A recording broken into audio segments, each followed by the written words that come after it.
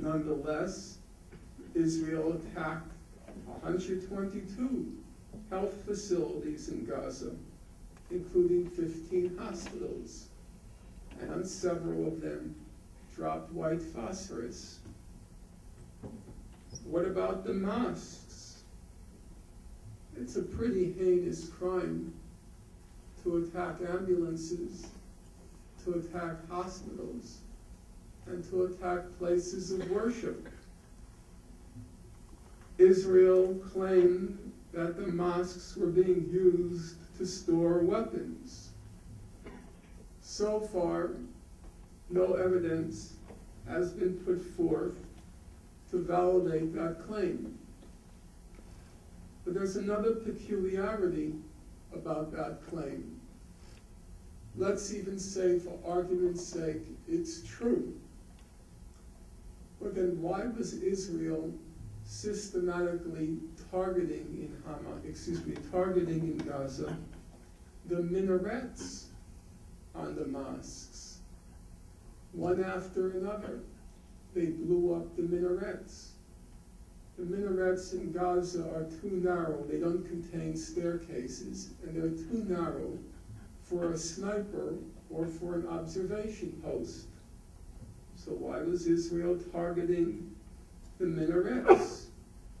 The distinguished South African jurist John Dugard, he led a fact-finding mission to Gaza, and he concluded, and now I'll quote him, the mosques, and more particularly the minarets, had been targeted on the grounds that they symbolized Islam.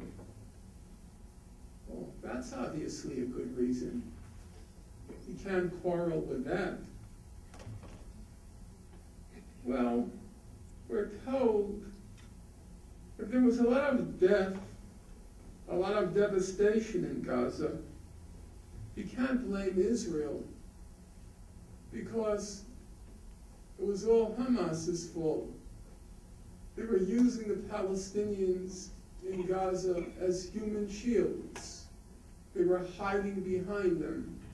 They were inviting an attack by Israel. How many people in this room have heard the allegation that Hamas was using human shields in Gaza? Raise your hand.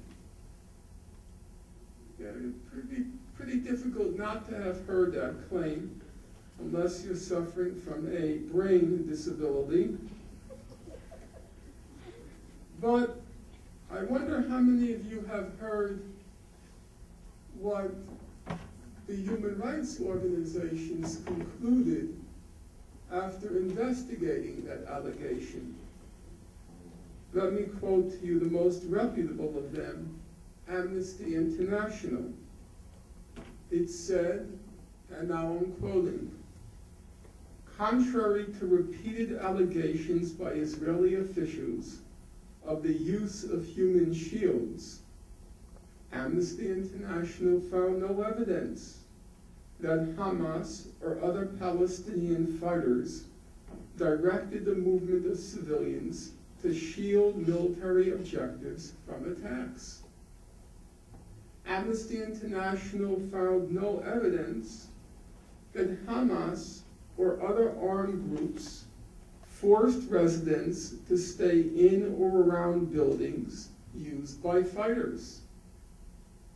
Amnesty International found no evidence that fighters prevented residents from leaving buildings or areas which had been commandeered by militants. Now here's the interesting question.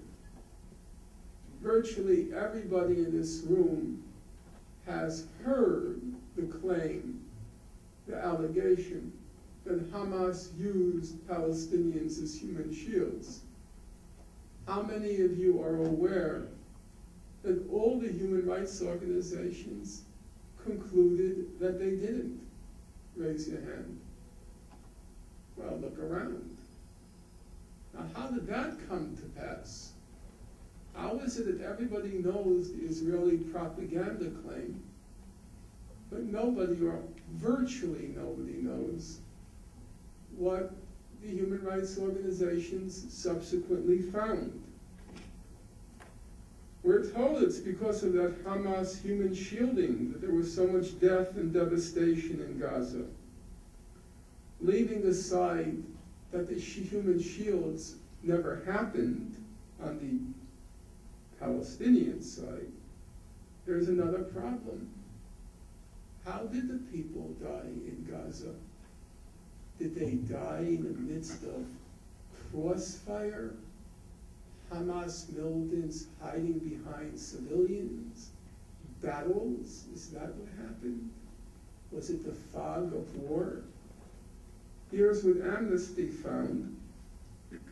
The victims of the attacks were not caught in the crossfire of battles between Palestinian militants and Israeli forces, nor were they shielding militants or other legitimate targets. Many were killed when their homes were bombed while they slept. Others were going about their daily activities in their homes, sitting in their yard, hanging the laundry on the roof, when they were targeted in airstrikes or tank shelling. Children were studying or playing in their bedrooms or on the roof or outside their homes when they were struck by missiles or tank shells. Now, it's not quite true to say that there was no human shielding in Gaza. Yeah, there was quite extensive human shielding in Gaza. Human shielding by Israeli soldiers who were using Palestinians as human shields. I even noticed today, maybe the Messiah is coming, because it was reported Israel's actually indicting 2 soldiers for using a 9-year-old as a human shield. All the investigative bodies, of which there are many, and I will get to them in a moment, all the investigative bodies concluded that Israel committed multiple war crimes, and possibly or definitely crimes against humanity. They all conclude that Hamas committed comparable war crimes, but obviously on an incomparably smaller scale. How many crimes can ants commit against a child, incinerating them with a magnifying glass?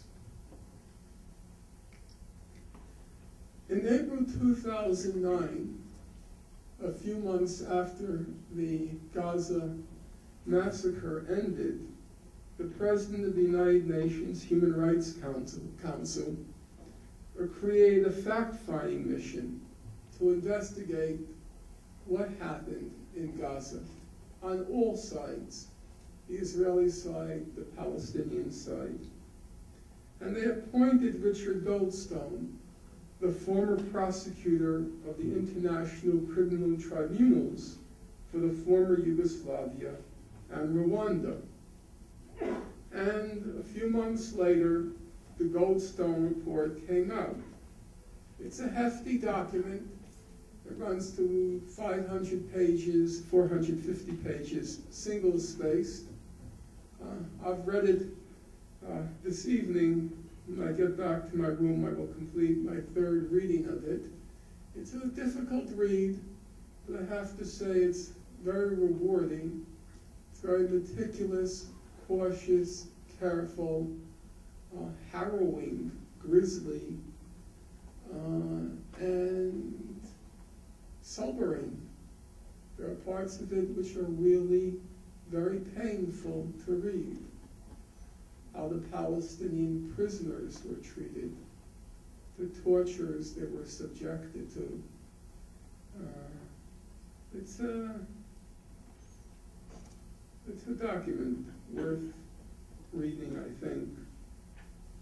The Goldstone mission concluded that Israel aimed, or I should say first, that the disproportionate destruction and violence against civilians in Gaza were part of a deliberate policy